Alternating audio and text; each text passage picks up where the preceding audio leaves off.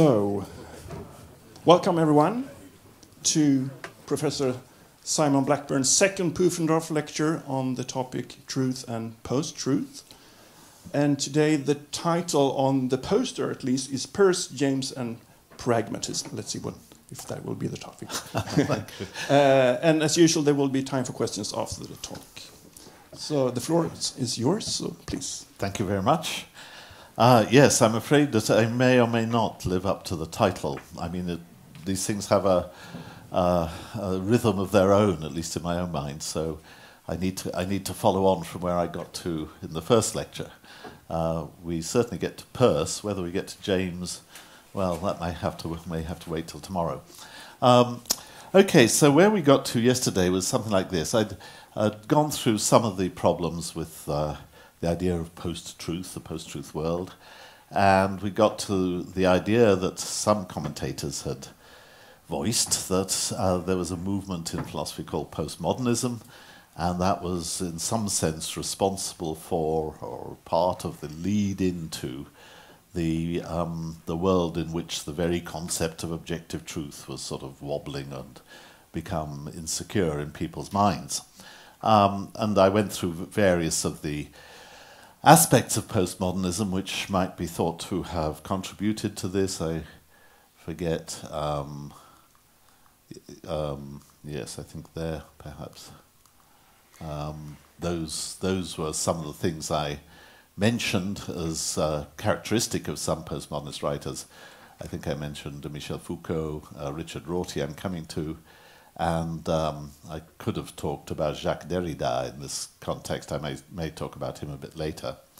Okay, so concentrating on Richard Rorty, Rorty had the idea that into the kind of vacuum previously inhabited by concepts like objectivity, reason, probability, truth, instead there'd come a kind of respectful dialogue between people, rather the sort of thing that Jürgen Habermas talks about. People get together in a kind of cafe society and discuss things, and out of discussion would arise a kind of consensus. And Rorty associated this with a sort of optimistic, liberal political agenda, which had various... I mean, he came from a Marxist family, a Trotskyist family actually, and I think he had a sympathy for left-wing politics.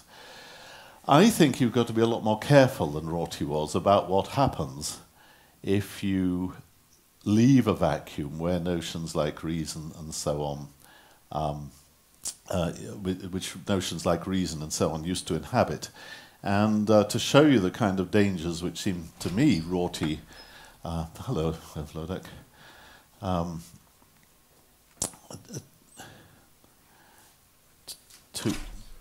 To illustrate the kind of dangers that it seems to me Rorty was insensitive to, I'll just give you an example from history. Bruno de Finetti was an Italian mathematician and philosopher and thinker. He was most famous for his contributions to probability theory, where de Finetti's representation theorem is a big thing. I'm not going to talk about that. But in the 1929 manuscript, which was translated in 1989, called Il Probabilismo in Italian, probability, de Finetti quotes, he announces himself as a pragmatist, and he quotes this Italian sort of general commentator, partly a journalist, partly a philosopher, an essayist, Adriano Tilger. I'm not sure if that's how you pronounce it. And this is the quotation that de Finetti starts the Probabilismo manuscript with. Truth no longer lies in an imaginary equation of the spirit with what is outside it, and which being outside it could not possibly touch it. The absolute is not outside our knowledge to be sought in a realm of darkness and mystery. It is in our knowledge itself. And then this is the bit that really intrigues me. Thought is not a mirror in which a reality external to us is faithfully reflected. It is simply a biological function, a means of orientation in life, of preserving and enriching it, of enabling and facilitating action, or taking account of reality and dominating it. Now, I think apart from the last three words there, that could almost read like a manifesto for Richard Rorty. That's exactly the kind of contrast he's constantly making. He thinks of thought as a kind of prelude to action. All pragmatists think that. And Rorty also, of course, as his title, Philosophy in the Mirror of Nature, suggested, is he too thinks that thought is not a mirror in which a reality external to us is faithfully reflected, it's simply a biological function. So I'm not suggesting that Rorty got this from either De Finetti or from Tilger, but there's a remarkable similarity of doctrine and approach. Now, as I say, Rorty took this ideology or this approach to open the door to a certain kind of liberal politics, a polite coffee shop kind of consensus-seeking politics in which old sources of authority were ignored and new vocabularies were forged and new kind of alliances formed, and everything was rather optimistic and hunky-dory. This is what what De Finetti made of this. There's a picture of De Finetti, and here's one of the final paragraphs from the Probabilismo manuscript. But where my spirit rebelled most ferociously and clashed against the concept of absolute truth was in the political field. Those delicious absolute truths that stuffed into demo-liberal democratic, that is, liberal brains, that impeccable rational mechanics of the perfect civilian regime of the peoples, conforming to the rights of man and various other immortal principles. It seemed to me I could see them, these immortal principles, as filthy corpses in the dust, and with what conscious and ferocious voluptuousness I felt myself trampling them, marching to hymns of triumph, obscure but faithful black shirt. In other words, De Finetti announces himself, and was, a member of Mussolini's fascist party in the Italy of 1929. And it's connected in his mind. The fascism is exactly what was needed to step into the vacuum that had been left by the death of immortal principles, such as the rights of man, the various other immortal principles. So he's connecting the rise of pragmatism, as it were, to fill the vacuum that the demise of these old immortal principles has left. He's seeing it as marching shoulder to shoulder with the fascist movement which occupied Italy in the late 20s and early 30s, and of course then took over Germany. So, what do I make of this? Well, what I want to show is that you're dealing with a very dangerous animal here. If you think that the old immortal principles are dead, if you're left with a vacuum, then you're at risk, as Chesterton said, and I quoted yesterday, that the trouble with atheism is not that they don't believe something, but that they'll believe anything. The trouble with atheists is not what they don't believe, but that they will believe anything. And I don't think that's true of atheists, but I think it is true, or it's in danger of being true, when you get a vacuum where conceptions of reason and so on have failed you. So I just thought that was a sort of comment on Rorty's the optimism and the kind of Habermas-like emphasis on communicative politics, which Rorty was so keen on. Okay, well now, what about truth itself? And this is what we're coming to now. Well, obviously the first thing that everybody wants to say about truth is that it's correspondence with the facts. But pragmatists don't like saying that. Not, I think, that it's wrong, but it would only be helpful if we have a secure understanding of facts and of correspondence. And then the pragmatist objection is that we don't. That is, you can't take the notion of a fact as sufficiently innocent philosophically to build a conception of truth using it. It's not, as it were, far enough away from the notion of truth. One way of putting this might be to say that we only call something a fact that when we think that inquiry is over, when an issue is done and dusted. So rather than think of facts as something which are thrown at us and passively received, we have to worry about processes of interpretation, inquiry, and their termination, their provisional termination.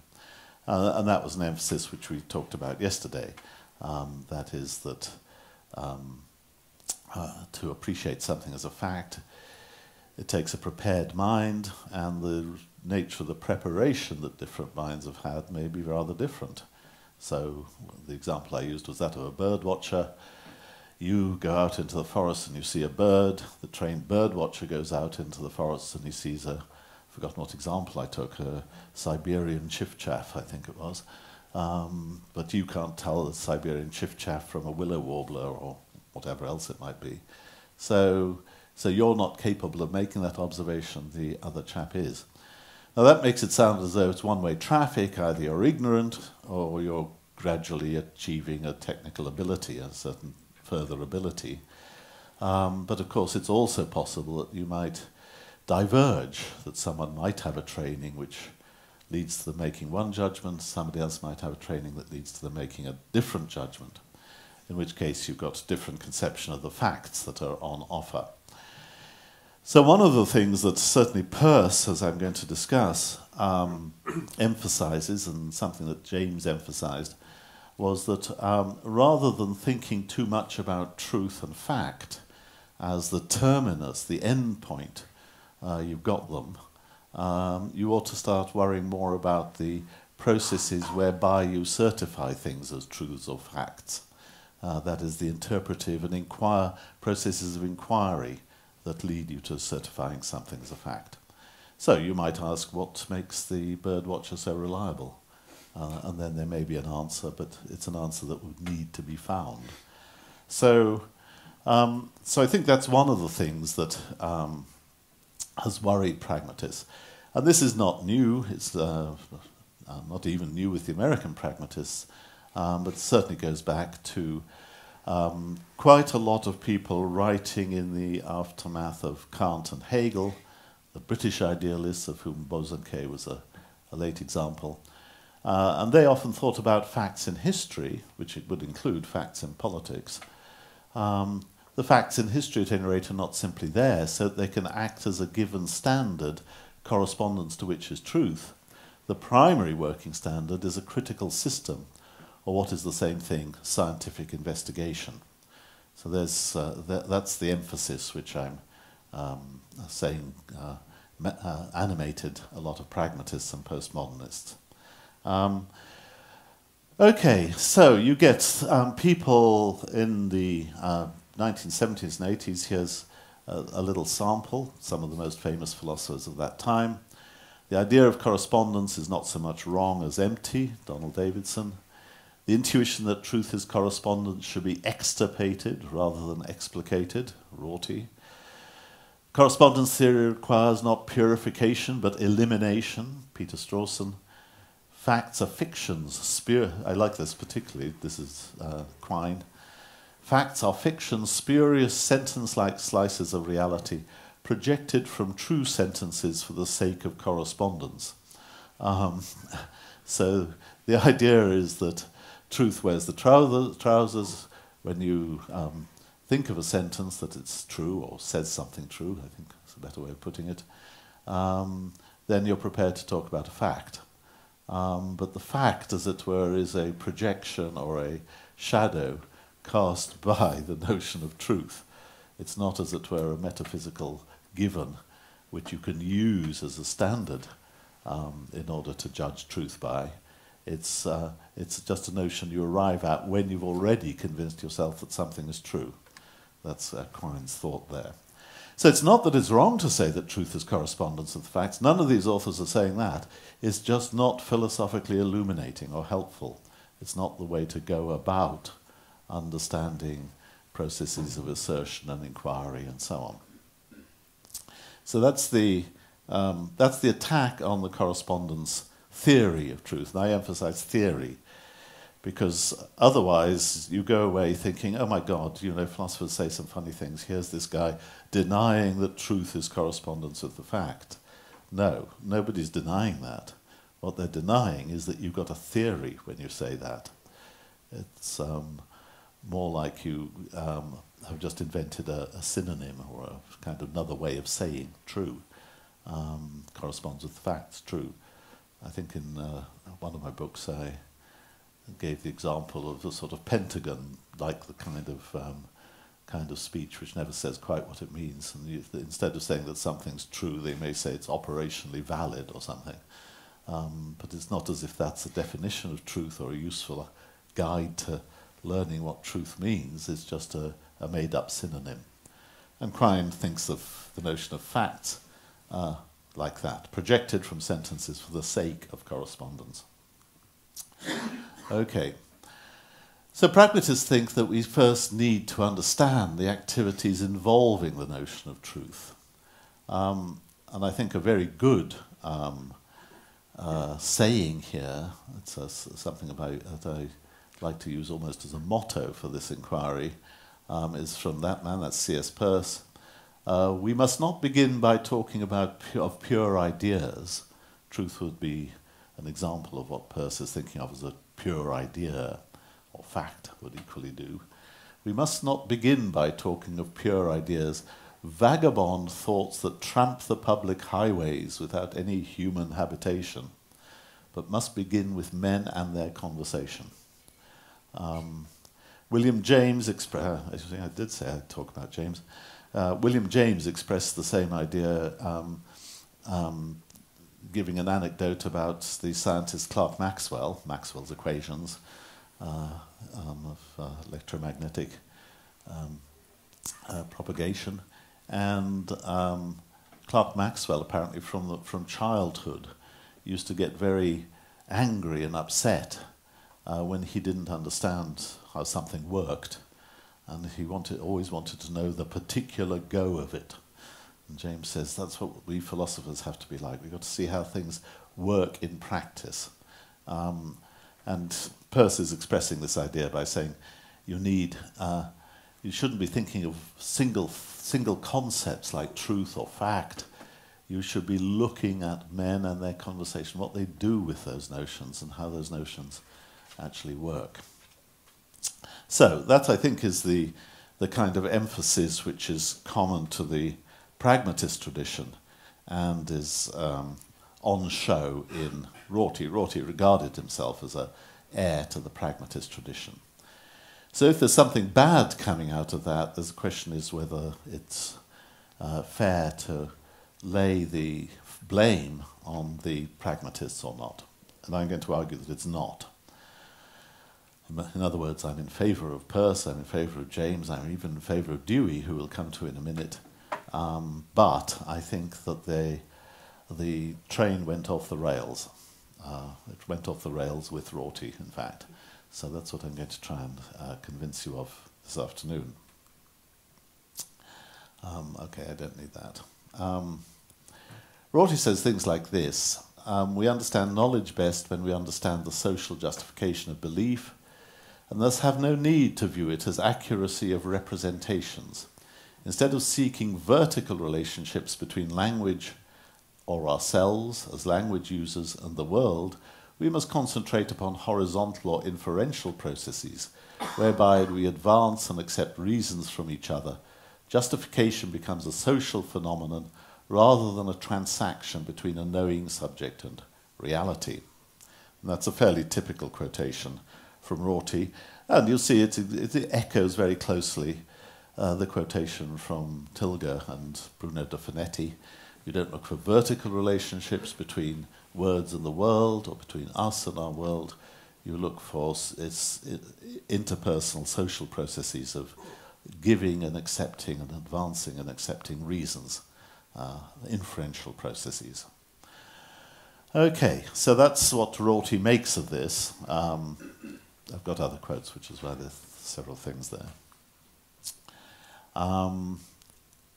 Another quote which puts him at one with the British idealists: nothing counts as justification unless by reference to what we already accept, and there is no way to get outside our beliefs and our language so as to find some test other than coherence. And at this stage, people like Rorty and Donald Davidson were writing in favour of what they call a coherence theory of truth. The idea is that it's only processes of inference between one judgment and another that are the intellectual processes. These are the processes of inquiry and reason and argument, which lead us to consensus, and consensus is the nearest we can get to any notion of truth. So it's coherence all the way. I won't... okay. Well, okay, you can read that for yourselves. I'm not going to really talk about this very closely, except that it gives you a sort of sense of why Rorty's, he's very radical, he's a very exciting writer. He's talking about the use of words as tools. That, again, is a familiar pragmatist theme. But then he says there's no way in which tools can take you out of touch with reality. No matter whether a tool is a hammer or a gun or a belief or a statement, tool using is part of the interaction of the organism with its environment. I remember again Tilger saying that thought was a biological process. It's part of an interaction of an organism and its environment. To see the employment of words as the use of tools to deal with the environment rather than as an attempt to represent the intrinsic nature of that environment is to repudiate the question of whether human minds are in touch with reality, the question asked by the epistemological skeptic. No organism, human or non-human, is ever more or less in touch with reality than any other organism. So you've got a dismissal of a certain kind of philosophical tradition, what Rorty sometimes calls the Cartesian, Kantian tradition, which finds it very difficult to understand whether we're really in touch with a reality. Okay, so there's excitement, there's radicalism. The background of these remarks of Rorty, which eventually have him completely repudiating any conception of representation, comes, I think, from John Dewey. And John Dewey himself campaigned against what he called representative realism. The basic fallacy, says Dewey, in representative realism is it substitutes a mystery, it generates a mystery, an insoluble mystery. And the reason it does it is as follows. He thinks it, while it actually depends on the inferential phase of inquiry, that means I think it depends on the processes of giving and accepting reasons that Rorty talked about. It fails to interpret the immediate quality and the related idea, I'll come back to that, in terms of their functions in inquiry. On the contrary, it views representative power, the power of words to represent things, as an inherent property of sensations and ideas as such, treating them as representations in and of themselves. And I think the next, this I think explains what he means. Dualism and bifurcation of mental and physical existence is a necessary result, presented, however, not as a result, but as a given fact. Psychological or mental existences which are then endowed with the miraculous power of standing for and pointing to existences of a different order. Well, it's very difficult to understand this, just a bleeding chunk of John Dewey, but I think what it means is this. Look at a word on a piece of paper. Say the word blue. Represents the colour blue, think. But then you think, well, look, the word, the actual inscription on the piece of paper, it's got nothing intrinsic to do with the colour blue. It could I mean, you know, imagine that you're an archaeologist and you come along and you find a stone somewhere and it's got squiggle, squiggle, squiggle on it. Well, you don't even know whether squiggle, squiggle, squiggle was a term in a language or whether it was just weathering or what. And if it is a term in a language and you've got nothing else to go on, you certainly don't know what the term was used to stand for or anything like that. So there's no intrinsic connection between a sign and what it signifies. And then Dewey thinks that some bad people he's opposing, called representative realists, they say, yeah, that's right. So I'll tell you what it is. It's that the squiggle, when it's in use, it brings to mind an idea or a concept. There's a mental existence, an existence in a different kind of realm than that of the stone or the inscription or the sound waves. And that's the thing that does the representing. So there's a dog-legged theory of representation. You've got a word. How does it represent? It represents by being associated with something in the mind which has an intrinsic representational capacity. So that's the theory that Dewey's opposing. And he's opposing it by saying that these psychological or mental existences are then endowed with the miraculous power of standing and pointing to existences of a different order. In other words, he's asking you to concentrate on the alleged property that these mental existences have of representing things, existences of a different order. So, you might be thinking, well, you know, suppose I've got a, I don't know, concept. Let's take something other than colour. Take a concept of democracy there. You know, I've got that concept of democracy in my mind. And then I think that's a mental existence. After all, I'm aware of it. It must have some existence. It's a mental existence, and it stands for or points to all kinds of social arrangements. A variety of social arrangements throughout the world. Gosh, you know, it's got this extraordinary magic lantern effect. It illuminates a whole mass of human activities and human arrangements, the ones that fall under the heading democracy. Isn't that remarkable? And Dewey's saying that's a really bad theory because it's implying a miraculous property to a mental existence.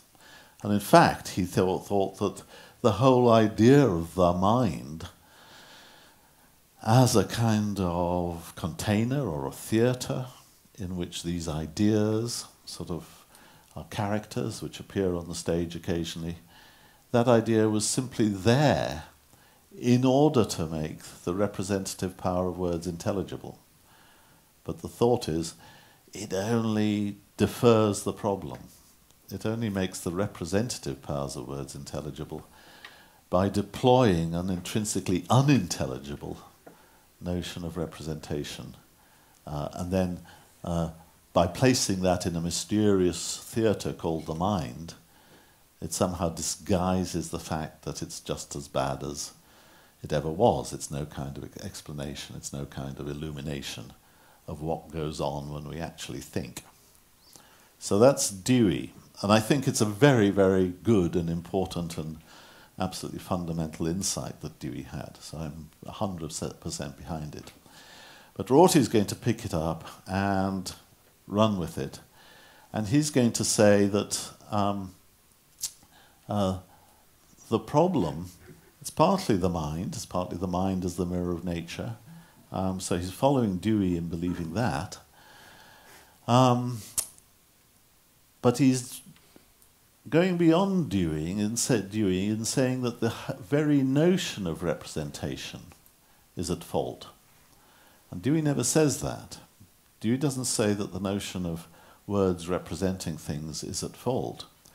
He just says the theory about the way in which that happens is dud.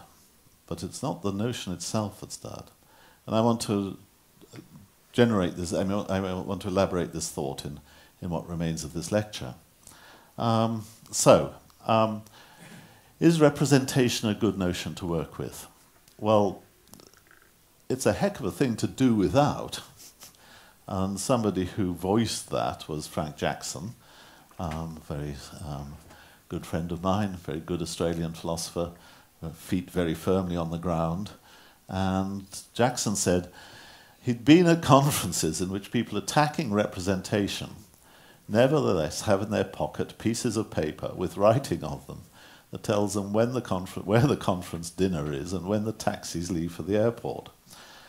In other words, there's got to be something right about saying that words represent things. The words on the piece of paper represent where the conference dinner is and when the taxis leave for the airport.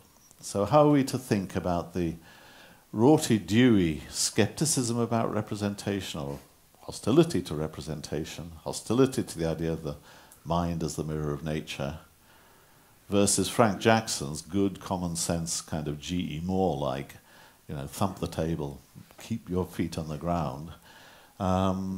Jackson's, insistence that there's got to be something right about the notion of representation. So we've got a muddle here of some sort. How can we clarify it? Well, I thought I'd clarify it by saying something about how representation actually works and seeing why we can't do without it. Were any of you at the Nordic conference about 18 months ago in Helsinki on pragmatism? Good. Otherwise, I'd be repeating something you've already heard, because I gave this example there. Okay, let's suppose we look at something like a map. All right? This is a page, this is a photograph of the sidebar, the explanation of the signs on the British Ordnance Survey maps, which are the ones I'm familiar with. I'm sure you have equivalent things in Sweden. And it tells you that that's a mountain bike trail, that represents cycle hire place, and so on. That's water activities, which we're going to concentrate on. It's a little picture of a boat. Okay, other things are national trust, English heritage, whatever. So these are some of the symbols, signs that you find on an Ordnance Survey map. And it's very natural to say that these things represent. That sign represents water activities. That's what the map maker tells us. So what's going on? Okay, well, we'll take a map maker. That's Mercator, who made maps. And a map user. The map user that I've chosen is Ophelia. For no particular reason, except I found a nice picture of her. So that's Ophelia, who's going to use a map. And Mercator makes maps. Mercator, to make a map, deploys various symbols. A very important one is that, which orientates the map, tells you which direction is north. Another very important one is that, which tells you the scale of the map, which is 2 centimeters to the kilometer. And I'm going to suggest that another one might be this, which is a picture of Elsinore. This is especially Scandinavian. So imagine Mercator has made a map of the vicinity of Elsinore. Ophelia is going to use the map. And to use the map, she needs some help. She needs some instruments. One instrument she's going to need is a compass. And another instrument she's going to need is a ruler, so she can measure out distances. Okay, Ophelia's got a project which is to find water activities. Unfortunately, her project is to drown herself, but never mind about that. That's just part of the story. And we suppose she knows she's in Elsinore Castle. Right. I'm sorry about the quality of the drawing. It's inferior to Mercator's. But she's got this map without that arrow. It's got a version of Mercator's north, so it's orientated. It's got a scale, 1 to 50,000, and Ophelia knows she's in Elsinore. Ophelia can use this map to improve her ability to find the water that she's looking for. If she didn't have a map, she might wander around Elsinore for ages without finding any water sports or anywhere to drown herself. But with the map, she can do it very, very quickly. How? Well, she knows she's in Elsinore, she looks at the map, she sees which is north, she realizes she's got to travel northeast, she measures out how far she's got to go, which is going to be, let's say, 2 miles, 5 kilometers or something. So she knows where to go, how far to go, and then she comes to the water and unfortunately is successful in her project of drowning herself. What's gone on here? Well, Mercator, we suppose, is an accurate map maker. He's a good map maker. What does that mean? Well, it means he makes observations and measurements. He measures distances, and he observes compass bearings, and he is very careful to plot the geography of the country surrounding Elsinore in accordance with his measurements and his compass readings, his orientations. Something. So Mercator gives Ophelia a good map. What does Ophelia do? Well, she, that sounds the sort of noise you might find in Elsinore, I suppose. She knows what a scale means. She knows what the symbol, what that means. She knows what that means. She knows where she is. She knows where to go. She can read the map. They have, as it were, interlocking skills. Mercator gives her what she needs, gives her an instrument. The map is an instrument. And Ophelia knows how to use the instrument. By using the instrument, she improves her capacity to find what she wants to find in the area around Elsinore. None of this is surprising. It's all just absolutely basic common sense. Notice that both Mercator and Ophelia deploy skills. But suppose you say, was Mercator's skill confined to making inferences within his body of knowledge? No. Mercator needed to go out into the landscape and make observations. He needed to make measurements. And measuring is not a matter of inferring one proposition from another proposition that you already have in your mind. It's a matter of going out with some kind of instrument and deploying it on the distances in the landscape in order to give a representation of those distances on your map. So it seems to me fair to say that this whole exercise on the part of Mercator and of Ophelia is intrinsically tied up with notions of representation. You can't do without them. You can't explain what the mapmaker's doing or what the skills Ophelia needs. That's my phone company telling me I'm in Sweden, which is very kind of them. You can't make sense of what Mercator needs to do and what Ophelia needs to be able to do for them to coordinate like this, the one to give the information, the other to receive it, without thinking of their engagement with the landscape. Supposing you tried a Rorty-esque sort of flourish and said, or Adriano Tilger's flourish, or Bruno de Finetti, and said, we don't need vertical relationships with the world, we only need horizontal relationships of justification to one another. This makes absolutely no sense of what Mercator did and what Ophelia did. Mercator couldn't provide the map without having a relationship with the world. He had to get on his feet and get outside Elsinore, make observations. Ophelia couldn't receive Mercator's information without an ability to deploy a compass and a ruler in that case. So the idea that they're sort of locked inside an enterprise an inferential enterprise, an enterprise of drawing conclusions from propositions or inferring propositions from other propositions, that they're locked into some kind of coherence theory of truth, that simply can't be adequate to the activities which are involved. So suppose I say, after all this, that, oh, thank heavens that's somebody else. Suppose I say, after all this, that, oh, good God.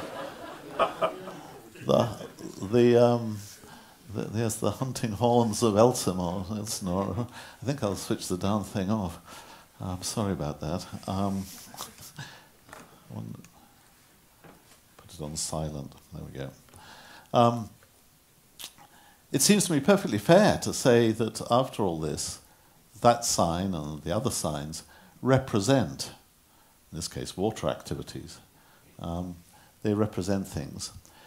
And in saying that, I'm not attributing a magical power to them, and B, I'm not taking you back into your head, saying, oh, they don't have magical powers, but they serve to conjure up images which have magical powers, only one's inside a special realm of your mind, which is different from the realm around Elsinore. What I'm doing is placing the notion of representation within the practical activities of people who are engaged with, in this case, the environment. Mercator's engaged with the environment. He's got practical skills which he can deploy in order to bring back from the environment information which he can then pass on to Ophelia. Ophelia can take that information, and she has practical skills which enable her to make use of it. Actually, making use of an Ordnance Survey map is quite a considerable skill. I remember trying to teach it to my son when he was about 12, and he wanted to go walks by himself in Scotland. And I said, well, the first thing you have to be able to do if you're going walking in Scotland by yourself is read a map. And it's actually very difficult to learn to read a map. The skill of orientating the map so that north points to north, the skill of measuring off a distance on a map so you don't decide to walk 10 miles when you can only really walk 3 before you fall over. The skills of reading the contours on a map. I haven't shown contours, but the way in which those lines represent heights and so on. So there's quite a lot to be discovered learning how to read a map. But learning how to read a map is the development of a practical skill which then enables you to get where you want by using the map as an instrument. It seems to me that Rorty, I don't think I've said anything which would have surprised or been controversial to Dewey. I think Dewey's attack on what he calls representative realism was, as I say, an attack on the idea that you can think. Remember, he said that the representative realist bypasses the inferential phase of inquiry. Well, I think what he called the inferential phase of inquiry is what I'm calling the engagement with the countryside around Elsinore, if that's what you're mapping. That's where you make observations and measurements and put down the results of them. I'm not sure that's what Dewey meant, but it's what I mean anyhow. So it seems to me what's needed is not an attack on the notion of representation. What's needed is a remembrance that the notion of representation only springs to life, as it were, when you put it in the context of people's dealings with the environment. And that is a pragmatist moral. It's a pragmatist message.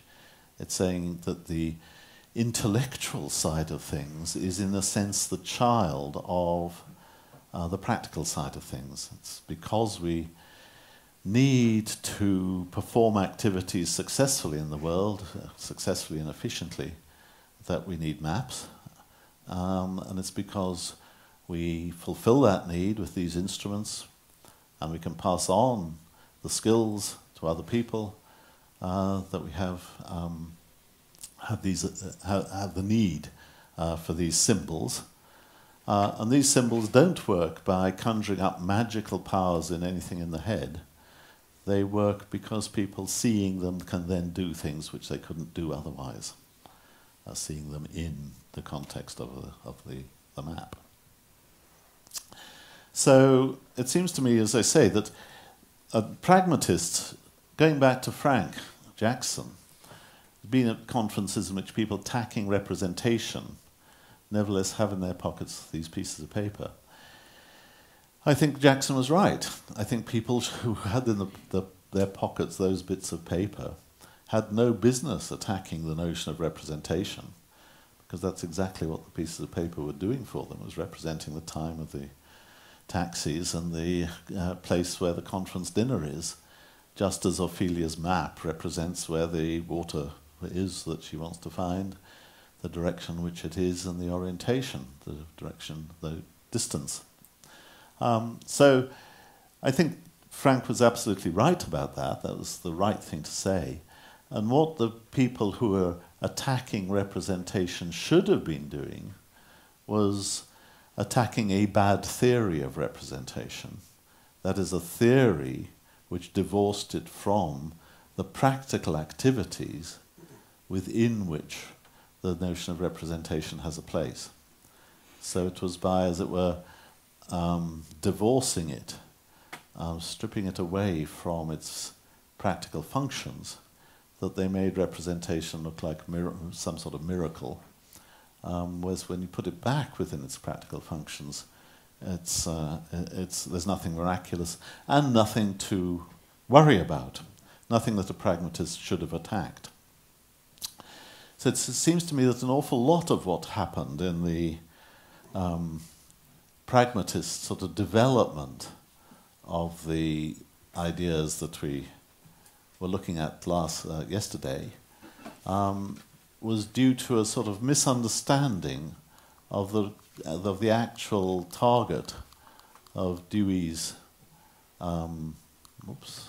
Oh, that's gone on. Sorry, that's gone the wrong way. The actual target of Dewey's complaint. I'm not sure that Dewey chose a way of putting his target terribly well, but what he wanted to say, as I am reading it, is that while representation actually depends on what he's calling the inferential phase of inquiry, which I'm calling the practical phase of inquiry, it fails to interpret the immediate quality and the related idea in terms of their functions and inquiry. On the contrary, it views representative powers an inherent property of sensations and ideas as such, treating them as representations in and of themselves. And that seems to me a good point, a very good point that Dewey's making. There's nothing in the story about Mercator and Ophelia which endowed them with some magical capacity to, instead of having those symbols in front of them, to have things in their head which had an intrinsic property of referring to water or Elsinore or the orientation north or the scale 1 to 50,000. Not at all. What they had was a practical ability to take the measurements from the landscape and put them on paper, in Mercator's case, and to interpret what Mercator had put on paper and to derive knowledge of the landscape from it in Ophelia's case. But those practical abilities can be just witnessed. People have them. There they are. Mercator can do that. Ophelia can do that. A couple of other people might not have been able to, but not because they lacked bits of magic in their head, but because they hadn't been taught how to use the map. So I think Frank was right. Representation remains a perfectly good notion to work with. Notice that we're talking about representing things, Elsinore, water, distances, if you call a distance a thing, orientations, if you call an orientation a thing. We're not talking about correspondence with the facts. We might, if we wish, talk about correspondence with the landscape. I think it's fair to say that Mercator's map corresponds in a certain way with the landscape, with the orientation and distance and presence of this, that or the other in the landscape. But it doesn't work in the way that Dewey is suspicious of. Okay, so that's the story of Mercator and Ophelia. And I think it permits generalizations. What's meant by saying that Mercator is an accurate map maker?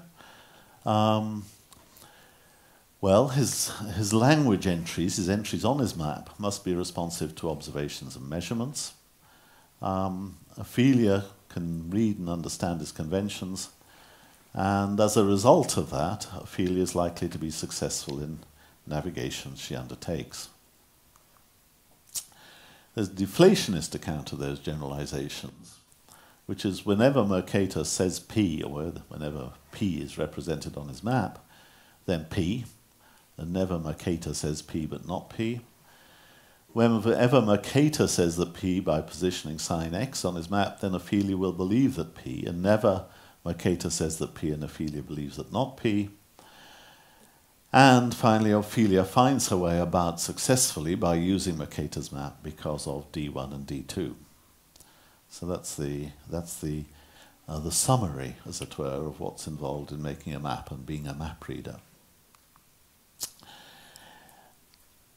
Rorty is fond of saying things like this. A pragmatist in the philosophy of science cannot use the truth of Galileo's views as an explanation either of his success at prediction or of his gradually increasing fame.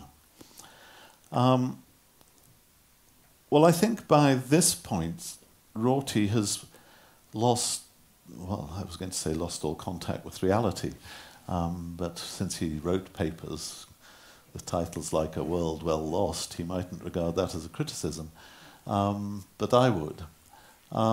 It seems to me the reverse is true. A pragmatist in the philosophy of science or anywhere else can use the truth of Galileo's views as an explanation either of his success at prediction or of his gradually increasing fame.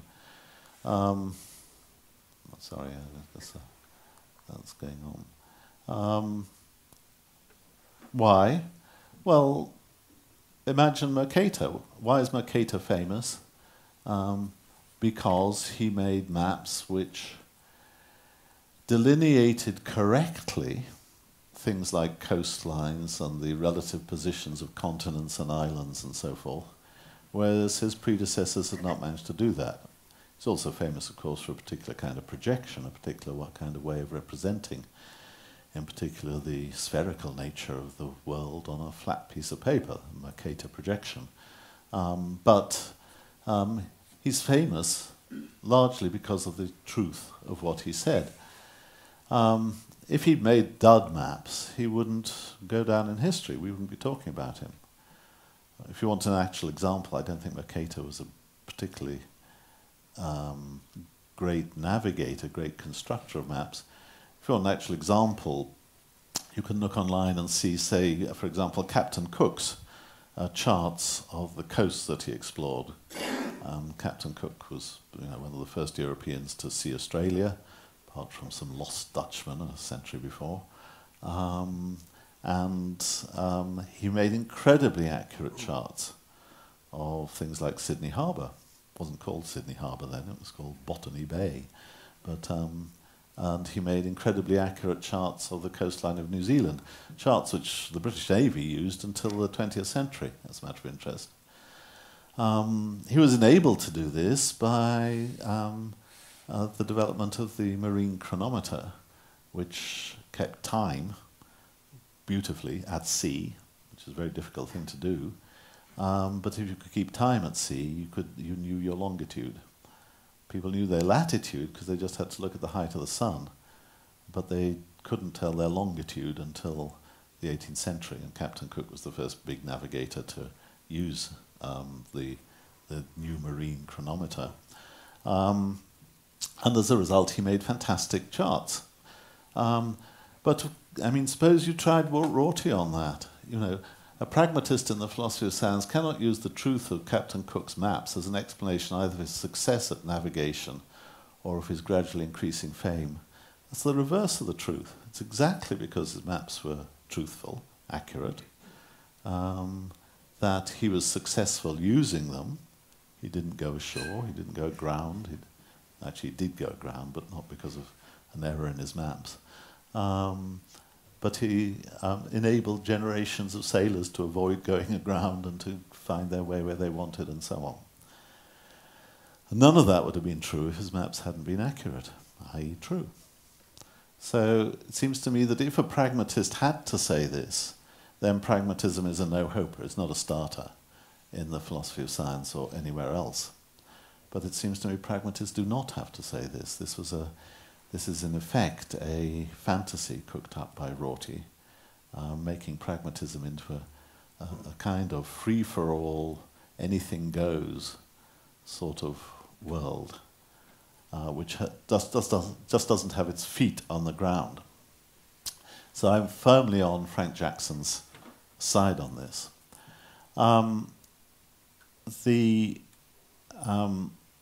Of course, I've made an equation between the accuracy of a map and the truth of what the map's saying. That is, it seems to me right to say that in accordance with the conventions, which, as we saw, Mercator put down, in accordance with conventions which nautical charts are made, the map can be said to say things. It's a book. It's like a book. It's a way of making assertions. Makes assertions like Australia is northwest of New Zealand, or assertions like New Zealand consists of 2 big islands, or assertions like the South Island of New Zealand is orientated northeast to southwest, which is roughly true, and so on. Assertions like there's a lake here, there's no lake here, and so forth. And the map can be seen as a fairly open-ended recipe for making assertions about a landscape. It tells you what to say about it.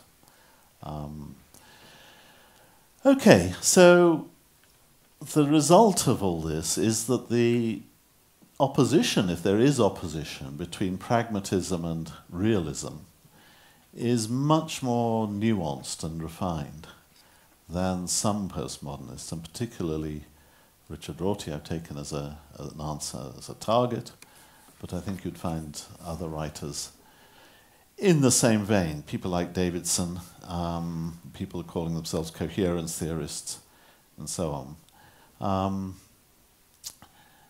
If we're going to mount an opposition between realists and pragmatists, and I'm not sure we should, but if we're going to mount that opposition, I don't think we can mount it in the terms that Rorty's left us. Just a blanket, out-and-out hostility to any notion of representation. That simply is not going to fly. It's not going to be sensible.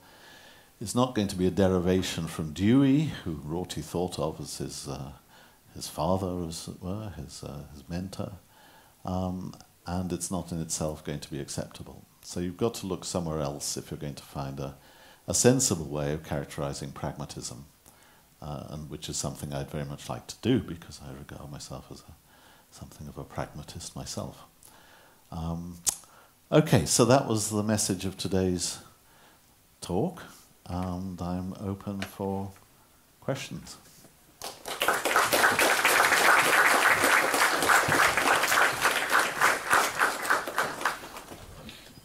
Oh, time for questions. Vladimir. Well, it might be a wrong interpretation of, well, the one I'm thinking of Rorty at this point, but couldn't he had something as follows in mind. So, on on this kind of Jamesian version of pragmatism, truth is what works. So if truth is what works, then you don't get an explanation of the fact that something works by saying that it's true. Yes, of course, James's equation, if that's an equation, is extremely dodgy itself, for well-known reasons. I think, I mean, there's here a general moral about reading people like James and Peirce, and still more reading back into the 18th century, and reading, for example, Berkeley and Hume, who I'd like to come on to next lecture, as if they're analytical philosophers. That is, as if they conceive of their task as that of offering definitions. I don't think they really do. Offering analyses or breakups of concepts into terms of simpler concepts. Peirce, for example, is often supposed to have defined truth as the opinion which is fated to be agreed upon at the end of inquiry. Well, agreed upon by all. So, yeah, if it's that, then it's difficult to use it as an explanation. It would be this is what we will get at the end of inquiry. Exactly. But I don't think there's serious evidence that Peirce ever intended that as a definition. And modern commentators, I'm thinking particularly of Cheryl Mishak here, emphatically repudiate that. David Wiggins as well. They say, no. Peirce was directing our attention to processes of inquiry. And if there's going to be an agreement on truth, it's going to be at the end of the processes of inquiry. If a consilience comes about at the end of the process of inquiry, we're going to start calling things true. If it doesn't, we're not. But I don't think Peirce ever suggested, as it were, that we could become omniscient, so that there was no truth which lay outside the realm of the domain of inquiry. I mean, that would be an incredible thing to think. So, for all I know, it was true that Henry VIII's slippers that he wore around the house were made of sheep's leather. Nobody may ever know that slippers have gone, the historical evidence is silent, there's nothing at all. But still, as a realist about the past, I think that there'll be a truth of the matter. I think he did have such slippers or he didn't. But neither that he did or that he didn't would be fated to be agreed upon at the end of inquiry, because inquiry simply cannot resurrect the past. But it's not only the past where you might get things like that. You might get truths about what's happening beyond the light cone. That is, no signals are going to reach us from realms about which they're nevertheless truths, and so on. So I think Peirce did not intend to constrain truth to within the what's within the possibility of settling by scientific inquiry or any inquiry. He just thought that rather than looking at the notion of truth, one of those notions that has no human habitation, that tramps the public highways with no human habitation, you've got to look at the actual processes of inquiry that lead us to the truth, hopefully, and lead us to the truth if anything does. And that's a good pragmatist kind of motto.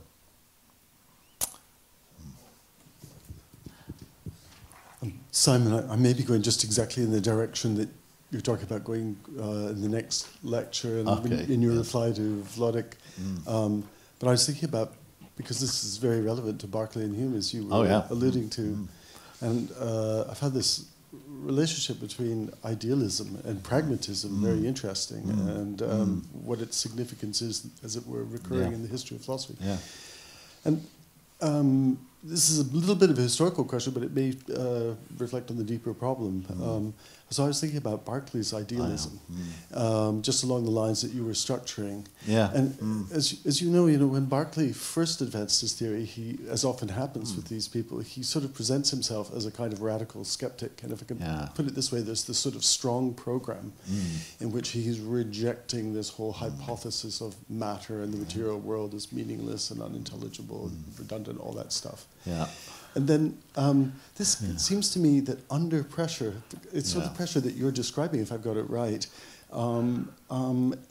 just the worries. He wants to say, well, that isn't really common sense. That's my view is common sense. Yeah, that's I'm right. not rejecting common sense. Yeah. I'm coming back. So in some sense, he wants to save the notion of representation, contrary to this more radical program. Because at first it looks like he's trying to get rid of it altogether. That's right. And then he sort of comes back, well, I want to say there's something to this because we have to talk about representation and the real world. And I still have a real world and I can make these distinctions we need. So I've got, if I, the more modest program, but he still hangs on, I take it, speaking of Berkeley, to this stronger thesis that we do, using Rorty's language, there's a world well lost there, which is this hypothesis of matter. We still don't need that, but we do need representation. Yes. We do need truth. Yeah. And I wonder how that relates to what you're describing, if, as it were, would it suffice for you to get rid of we just need the modest program, but we don't have, we can go along with Berkeley on the strong program, or are you really wanting to move all the way back to say, no, we still need the more robust representation? Well, this is very interesting, Paul, and it's something I'm going on to next time. But I think it's of course a crux in Berkeley interpretation, as you well know. That quite a lot of commentators take Berkeley very seriously. I mean, one of his sayings was, "I side in all things with the mob." I'm a common sense philosopher, but of course he's notorious as the most virulent opponent of common sense, the person who draws the whole world back into your head. There's nothing except your ideas and maybe God, but God doesn't really play much of a role. Something we know not what that's responsible for the ideas in our head. So there's a crux. I mean, do we take Berkeley at his word when he says he sides in all things with the mob, or is he doing something much more radical? I'm not sure I've got a big dog in that fight. I mean, by Dewey's standards, and I think the standards of Wittgenstein, modern sort of, and certainly Sellers, so if we look at the sort of architects of modern pragmatism, Berkeley's problem is going to be he's confident about the mind. He's confident about the world of ideas or the world of sensation. The inner theatre is just fine by Berkeley, and it's just not fine by latter-day pragmatists. It's starting perhaps with Dewey. They're hostile to the dualism of external world versus internal or mind world.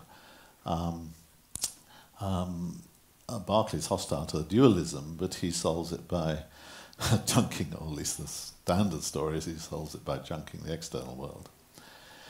Of course, there's been a resurrection of Berkeley, partly because of resurrection of direct realism.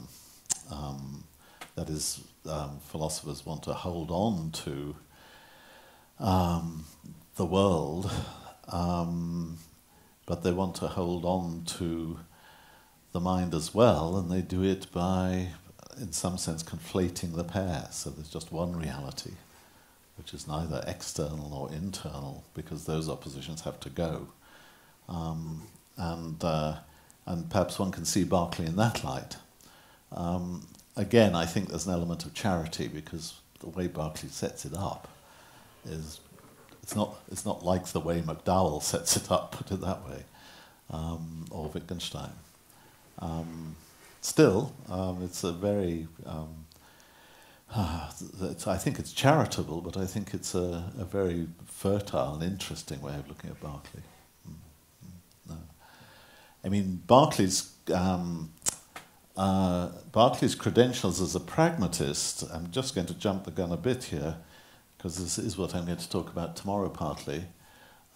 There he is, the man himself, Bishop Berkeley.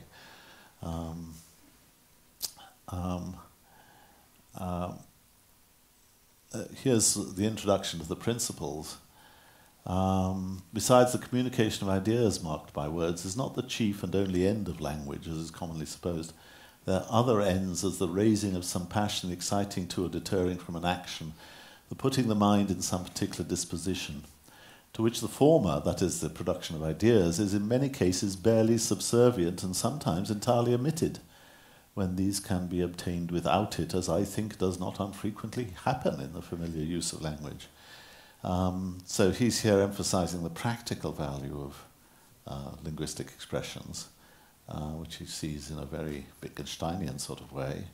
And I think he talks about force. He anticipates Hume in finding causation, something of which we have no very clear idea. So words like force, which are essentially to do with causation.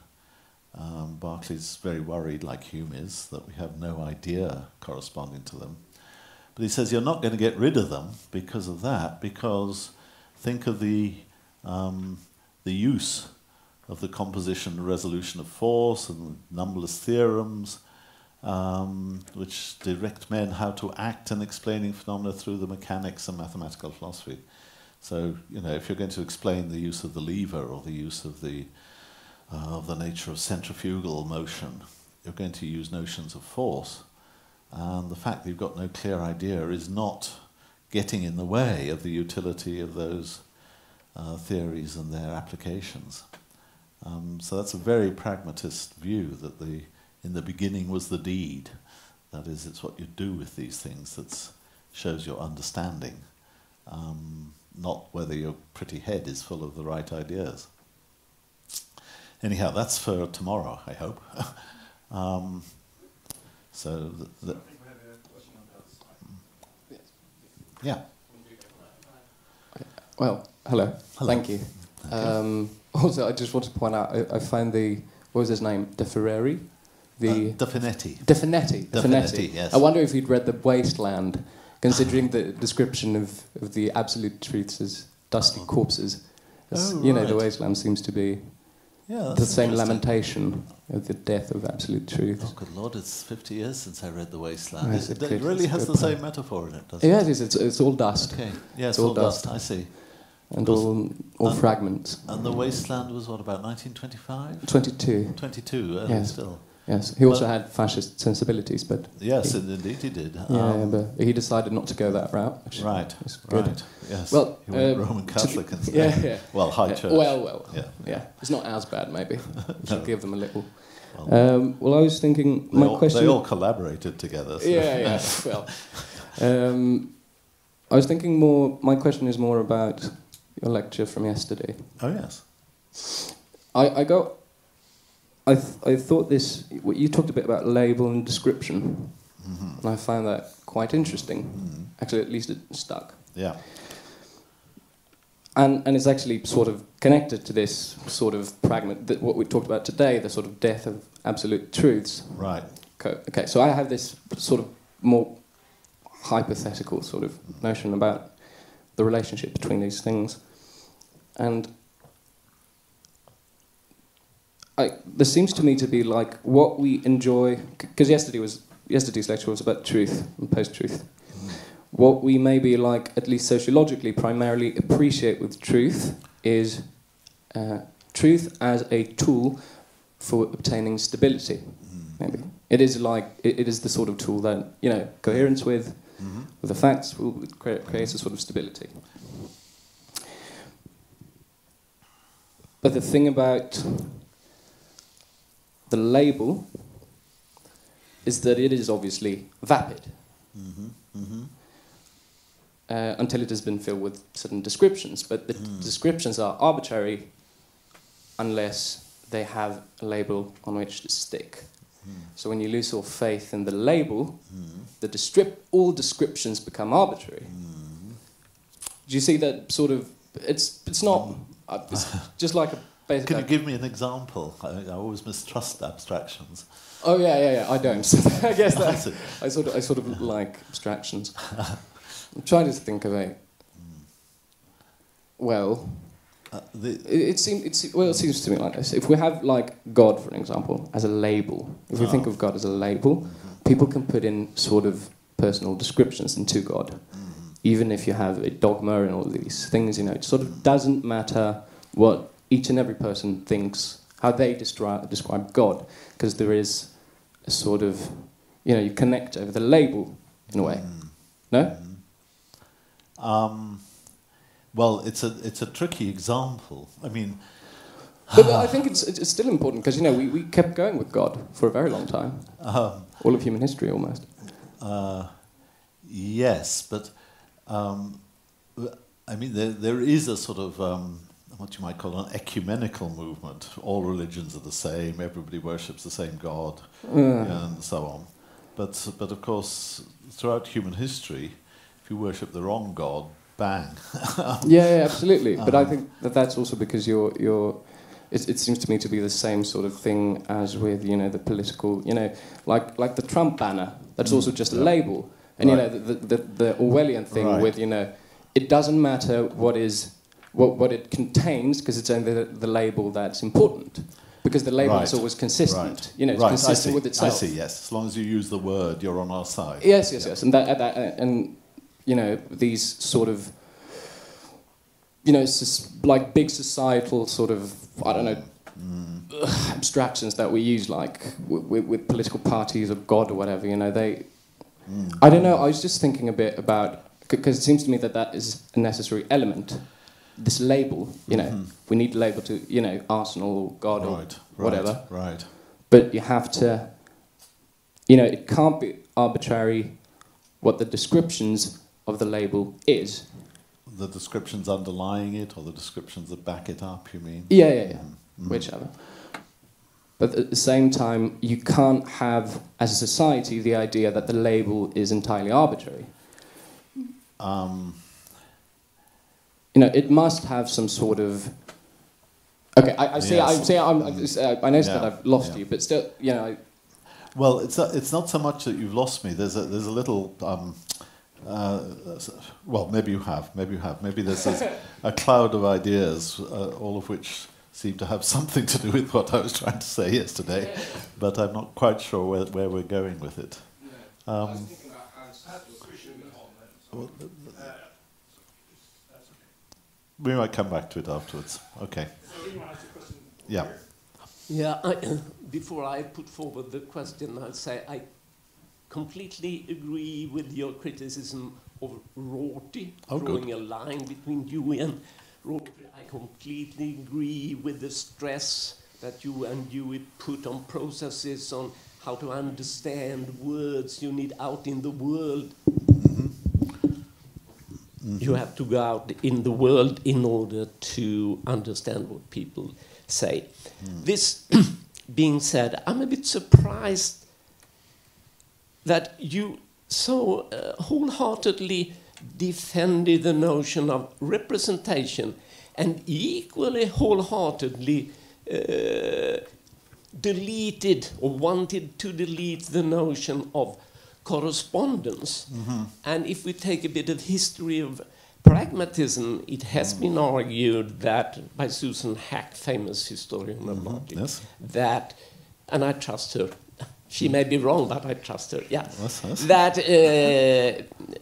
Dewey and James, they did not accept the correspondence notion of truth. That's right. But Peirce did. And that means that, since you came to this famous expression of his, that we find truth at the end of inquiry, that is, when science has been going on for 1,000 years, then perhaps we have found the truth. Then there is among scientists, and perhaps everyone, consensus about the truth.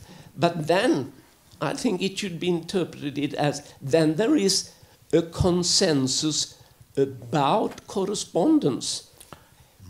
what the equations and all the descriptions, all the linguistics expressions used in science correspond to. So I put it this way, forget about the history of pragmatism. I just wanted for people here to say that there are people who claim that the founder of pragmatism, Peirce, he really accepted the correspondence notion of truth. But to you, I want put forward the question, some more words about why you accept that signs, symbols, words, concepts can represent things, but that sentences, statements, and so on, they cannot correspond to anything. Yeah.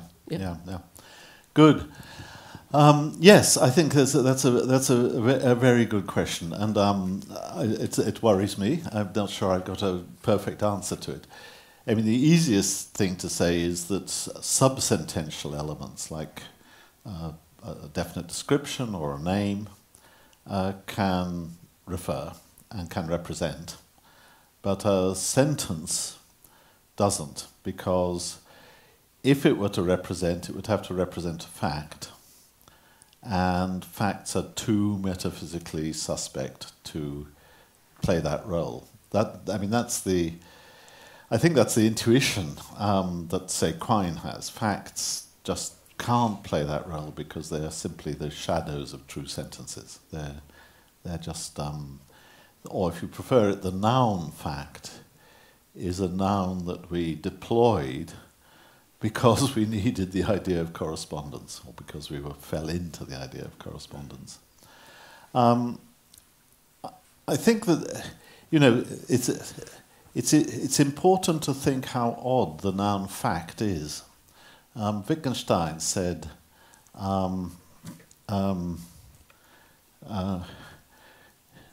take the Eiffel Tower. I don't mind saying that the phrase the Eiffel Tower represents the Eiffel Tower, because I think it does. Whenever I write it, I'm talking about the Eiffel Tower. If I give you instructions about what to go and see in Paris, and I say, go and see the Eiffel Tower, I intend that you go and see that great big thing that sticks up there. So I don't mind saying that represents it. But the Eiffel Tower is a nice thing. And part of its thinghood, if you like, is you can kick it. In principle, you could move it. The Germans never got round to doing this, but they might have had it in mind to move the Eiffel Tower to Berlin. And in principle, they could have done that.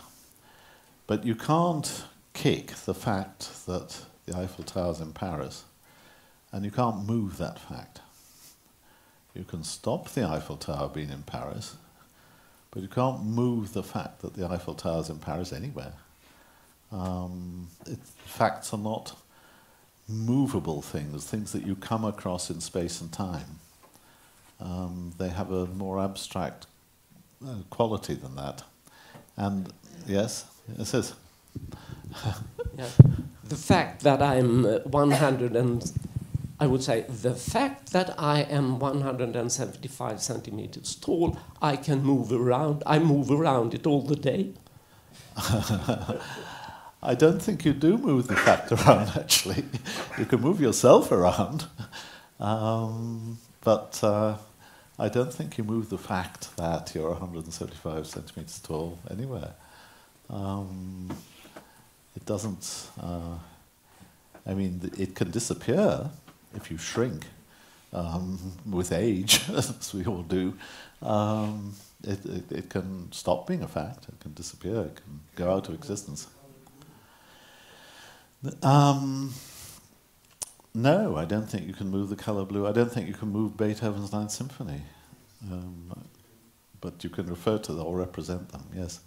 Yeah, I think the metaphysics here is very tricky. I don't confess to have a full kind of Peter van Inwagen metaphysic of abstract objects, or even objects which have a sort of, in a sense, a slightly odd status between abstract and concrete. Obviously the instances of Beethoven's Ninth Symphony have a sort of concrete existence in space-time. but well, if you don't call them instances, you could call them performances. But sorry, you could move a performance. Yeah, if the building's on fire, we'll move outside for the third movement, you know, that sort of thing. Yeah, so I this might be a good follow-up to Ingvar's question, because it's also the basic worry here is that your thesis in defense of representationalism and Jackson's point about it is so plausible because it takes an extremely broad view of what representation is. And so those who are anti-representationalist might have a more specific beef. And so for example, if we think of Peirce's distinction among three types of signifiers, the indexical, the iconic, and the symbolic, and so the anti-representationalist point might be that the way mental representations represent is symbolic rather than indexical or iconic, and because they are symbolic, they are largely arbitrary, just as the linguistic sign is arbitrary. So if you formulate anti-representationalism like that, it becomes much more plausible, or at least there's more mileage to Right, it. right. I mean, I take your first point very seriously, that Jackson's talking about not the representation of the Eiffel Tower or of me or of my height. He's talking about the representation of where the restaurant is and when the taxi leaves for the airport. So it's a representation of places and times. That doesn't worry me very much. I'm not sure whether it should. Obviously, it would be an especial piece of Deweyan, of the magic that Dewey was opposing, if you thought that a representation of a place could occur because in your head there's an idea which, in and of itself, intrinsically, has some connection with the place. That just seems so unlikely. And even more so, perhaps, for a time.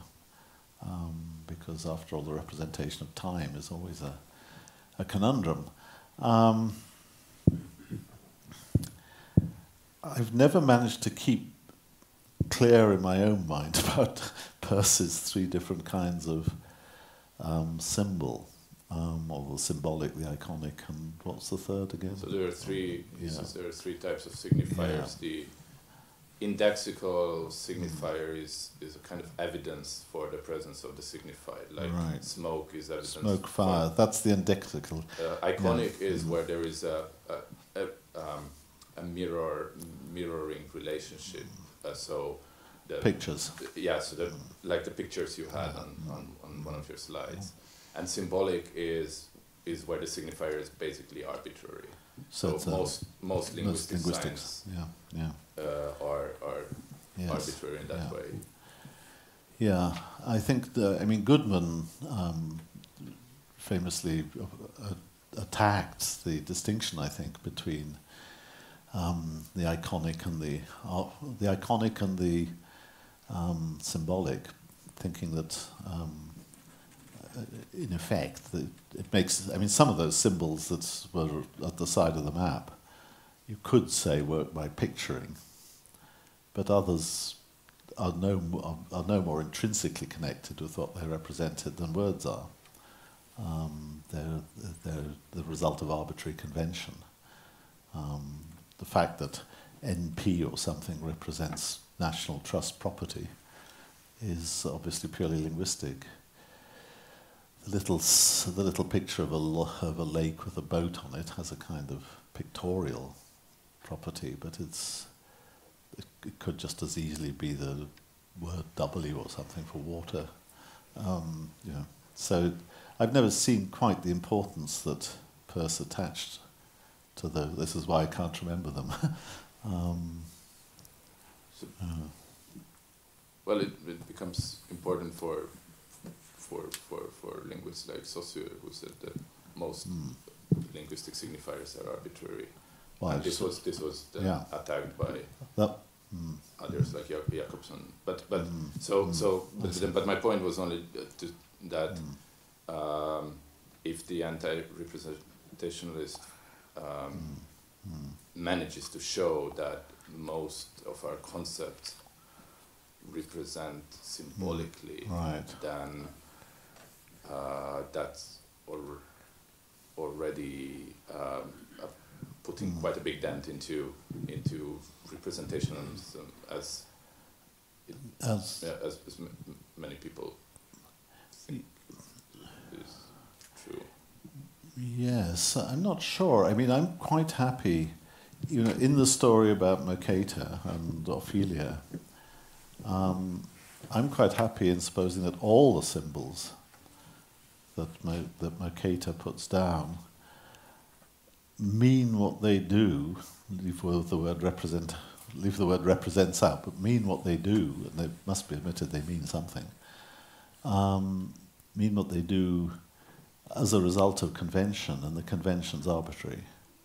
So I'm perfectly happy with Saussure discovering that linguistic representation is always arbitrary, because it seems to me if you have a disquotational sentence, so I quote a term in a language, and I say, suppose I use Sellar's dot notation. Sellars puts dots around a word to refer to the linguistic role that word plays, whichever role it is. So if you take the sentence red, and here I put it in quotes to show I'm mentioning the English word red. Red is a dot red. What that means is that the English word red has this function, red. Now, of course, you only understand that if you know which function the word red has in English. That's a necessary condition of understanding the dot notation. Nevertheless, it's contingent that the word red has that function. So the disquotational sentence, quotes red is a dot red, is a contingent sentence. It's what Peter Strawson called a degenerate contingent metastatement. It's degenerate because you can't, if somebody doesn't understand the language, you can't use that kind of explanation to enable them to understand it.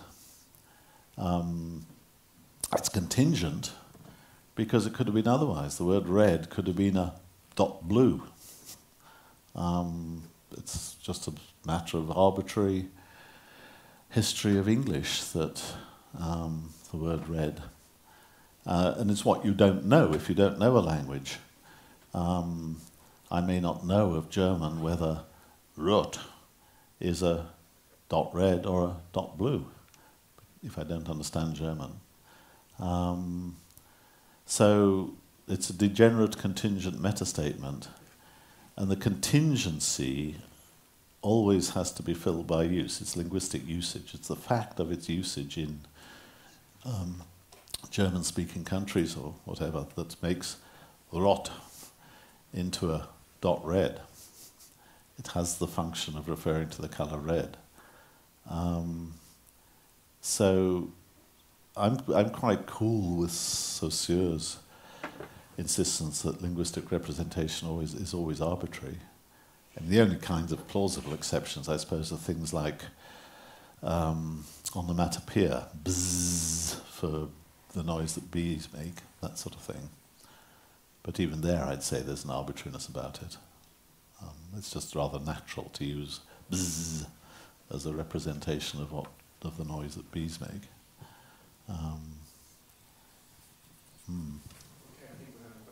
Yeah, do I have to press no? Okay. Yeah, I don't quite get why the theory of representation we talk about the representation in your brain that had this what do you say, the intrinsic connection to the world, why that is so obviously false, because to me both the representation in the brain as well as like the experience of the world are both contained in the brain.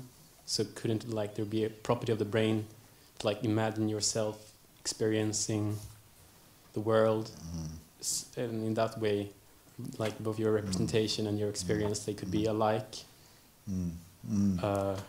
Or is that just like a completely different theory? Yes, if you start using words like imagination or thought, then of course it's fine. Nobody's denying that we can imagine things and think things. At least I'm not.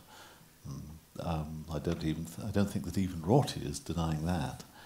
What they're denying is that the imagining or the thinking is explained by a primitive or intrinsic connection between something, whether it's in your brain or in your mind, whatever that might mean, and something else. I mean, the nerve of the argument, I think, is that nothing intrinsically represents a different thing. Everything is what it is and not another thing. So, if a sign or a symbol or anything in your brain represents something, it does it not because of an intrinsic similarity or intrinsic property which somehow gives it the magic lantern power, the power of just picking out the right things in the world. It does it because it's been given a use. And it disposes you to behave in the world in some way which is, as it were, not accidental. It's not accidental that if I say the word fire, you prepare to behave in a way that's appropriate to there being a fire, because you learnt it. But you had to learn it. If I said fire in Icelandic, nothing would happen. Yes, I think that I get your point. I think that like my idea of theory might be like too idealistic, as I suppose that I like. I kind of put my experience of the world on the same same page as the world itself. Yeah. So but thanks for the clarification. I mean, it's often said that John Locke, who had a rather sort of pictorial, at least it looks as though, again this is controversial, but it looks as though he had a rather pictorial account of thought. And he thought of ideas as things in the head which bore a kind of representational power the same as pictures do. A portrait represents the queen or whatever. So it was like that. And that's one of Berkeley's main targets in his writing. Berkeley's assertion here was that an idea can resemble nothing but another idea. So thought can't work by resemblance. It can't work by the presence of something in your mind, which resembles in such a way something different from itself, that to have that thing in your mind constitutes thinking about that different thing. That would be a miracle. That would be forging well, in Humean terms, it would be forging a necessary connection between distinct existences. And that's metaphysically not on. That was Berkeley's view and Hume's view, I think. A final question here.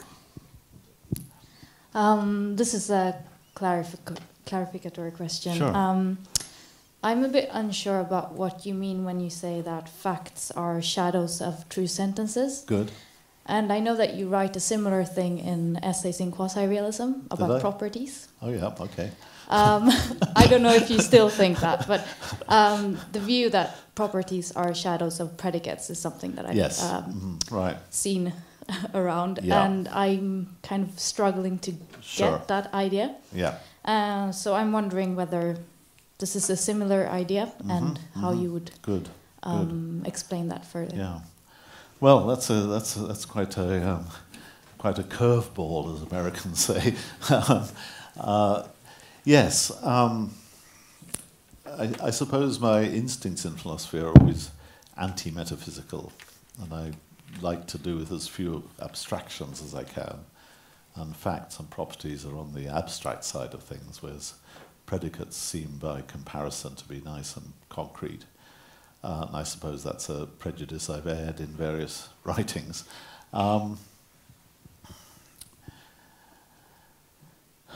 I think, I can't remember the context in which I talk about it in essays in quasi-realism. It may have been in connection with whether, I mean, one way of putting problems about expressivism in connection with ethics, for example, might be, oh, realists believe there's a real property of goodness, or of obligatoriness, or there's a real property of being a duty, which some actions have and others don't. And that's a real property. And I wanted to defuse that sort of thought. I was saying it gets us nowhere. Why does it get us nowhere?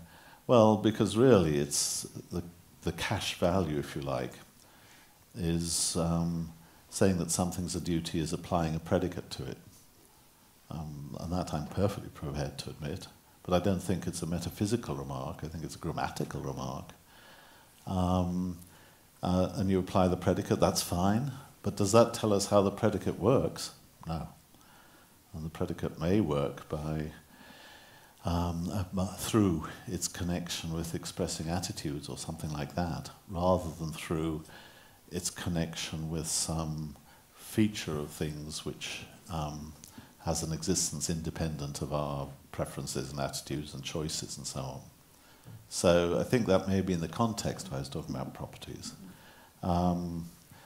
Similarly, of course, famously, as Davidson remarked, if you like putting your semantics in terms of, say, a Tarskian T-sentence, X is good is true. X is good is true. Sorry, X is good. That sentence in English is true in English if and only if X is good. Dead right. It's a perfectly good T-sentence. But an expressivist shouldn't say, "Oh, that's a very dodgy T-sentence because I'm not sure about goodness." You should say, "No, that's a perfectly good T-sentence, but it doesn't tell you how the sentence of the meta-language, the language in which you're describing the English, works."